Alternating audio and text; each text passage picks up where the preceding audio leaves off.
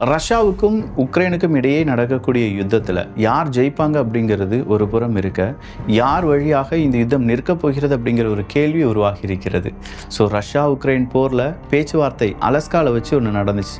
அது ரஷ்யாவும் அமெரிக்காவுக்கும் இடையே. அதில் ஏதாவது பீஸ் டீல் கையெழுத்தானதான்னு கேட்டால் கிடையாது. அந்த பேச்சுவார்த்தையே ஃபெயிலியர் ஆயிடுச்சே, அதன் பிறகு இனிமேல் பேச்சுவார்த்தையே இல்லை அப்படின்னு சொல்லிட்டு இருந்த நேரத்தில் திங்கட்கிழமை அதுவுமா உக்ரைனுடைய அதிபர் ஜெலன்ஸ்கி அவர்கள், ஐரோப்பிய ஒன்றியத்தினுடைய தலைவர், பிரான்சினுடைய பிரசிடென்ட், அதே மாதிரி யூகேனுடைய பிரைம் மினிஸ்டர், ஜெர்மனுடைய சான்சலர், இவங்க எல்லாருமே சேர்ந்து அடுத்த மீட்டிங்கில் உட்கார்ந்துருக்காங்க.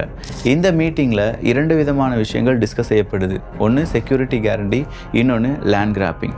இதை தவிர ரஷ்யாவுக்கு எதிரான நடவடிக்கை நாம் எல்லாருமே சேர்ந்து செய்ய வேண்டும், ரஷ்யா இந்த டீலை ஒத்துக்கொள்ள மாட்டார்கள் என்கிற ஸ்ட்ராங்கான முடிவை எடுத்திருக்கிறார்கள் ஜெலன்ஸ்கி.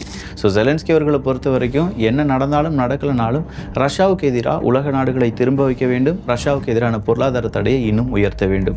இது நடக்குமா இல்லை நடக்காமல் போகுமா? உங்களுடைய கருத்துக்கள் இங்கே வரவேற்கப்படுகின்றன. இதே மாதிரி இன்ட்ரெஸ்டிங்கான ஃபேக்ட்ஸுக்கு நம்ம சேனலை சப்ஸ்கிரைப் பண்ணிக்கோங்க.